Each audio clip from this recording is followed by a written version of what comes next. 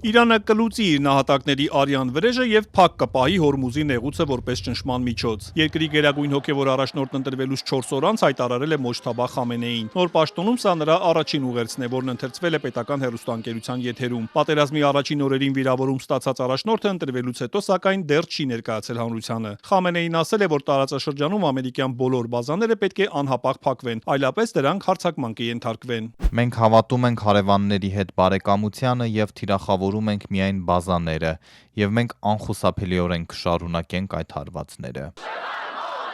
Սպանված հոգևոր առաջնորդի որդին իրանցիներին միասնության կոչ է արել, նաև նշել, որ Իրանը մեջբերում են փոխհատուցում կպահանջի թշնամիներից կամ կոչնչացնի նրանց ակտիվները։ Մինչ այդ Իրանի խորհրդարանի խոսնակ անդրադարձել էր հաղորդումներին, թե ԱՄՆ-ն մտադիր է գրավել իրանական Խարկ կղզին։ Մոհամմադ Բաղեր Ղալիբաֆը զգուշացրել էր, իրանական հողի դեմ ցանկացած ագրեսիայի դեպքում Պարսից ծոցը մեջբերում են զավթիչների արյամբ կներկվի։ Անվտանգության ծառայության ղեկավարն էլ պատասխանել է Թրամփի հայտարարությանը, թե ԱՄՆ-ն կարող է 1 ժամում ոչնչացնել Իրանի էներգետիկ համակարգը։ Ալի Լարիջանին զգուշացրել է, եթե նման բան անեն, ապա կես ժամում ողջ տարածաշրջանում խավար կտիրի, ինչը լավ հնարավորություն կլինի մեջբերում եմ ամերիկացի զինվորներին որսալու համար։ Իրանի նախագահ Մասուդ Փեզեշքյանն իր հերթին հայտարարել էր, որ պատերազմը կդադարի, եթե ապահովվեն Իրանի պահանջները, ճանաչել Իրանի օրինական իրավունքները, փոխհատուցում վճարել պատճառված վնասի դիմաց եւ միջազգային ամուր երաշխիքներ տալ, որ հետագայում հարձակում չի լինի երկրի վրա։ Դոնալդ Թրամփն ավելի վաղ պնդել էր, թե ԱՄՆ-ն հաղթել է Իրանի դեմ պատերազմում, սակայն ամերիկյան ուժերը կշարունակեն ռազմարշավը, մինչև գործն ավարտին հասցվի։ ԱՄՆ նախագահի խոսքով առ այսօր ոչնչացրել են Իրանի 58 ռազմանավ եւ ականներ տեղադրող 31 նավ, ավիացիան, հրթիռային կարողությունների եւ անօդաչուների մեծ մասը։ ԱՄՆ կենտրոնական հրամանատարությունն էլ հայտարարել է, որ Իրանը օրեցօր կորցնում է իր օդային կարողությունները։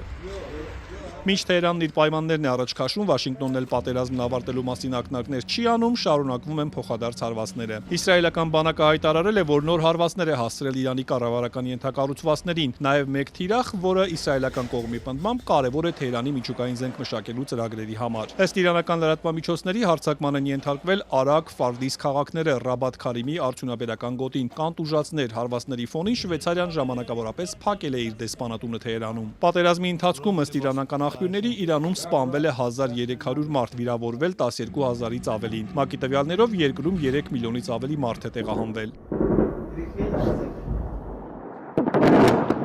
Զուգահեռ Իսրայելը նաև հարվածում է Լիբանանին, բանակը հայտարարել է, որ երկրի հարավում ոչնչացրել է Իրանի աջակցությունը վայելող Հեզբոլլայի հրթիռների արձակման կետեր եւ զինապահեստներ։ Իսրայելական հարվածներից Լիբանանում եւս զոհեր եւ վիրավորներ կան։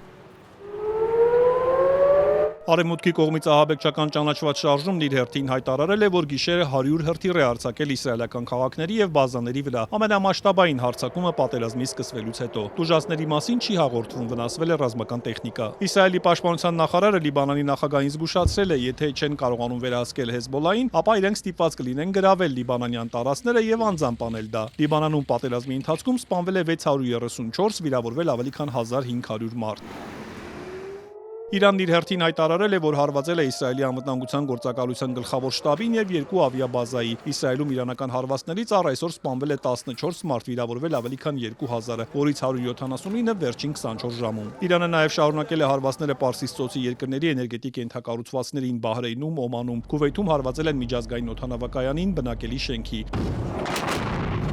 Ծոցում եւս 3 նավթատար է հարձակման ենթարկվել, 2-ը Իրաքի մոտ, նավերից մեկը ըստ Իրանի ամերիկյան է։ Իրաքը կոչ է արել պաշտպանել ծովային ուղիները ծոցում։ Հյուսիսային Իրաքում հրթիռը հարվածել է իտալական ռազմաբազային։ Ծոցի երկրների վրա Իրանի հարձակումները ընդունած բանաձևով դատապարտել է ՄԱԿ-ի անվտանգության խորհուրդը։ Ռուսաստանը եւ Չինաստանը ձեռնպահ են քվեարկել։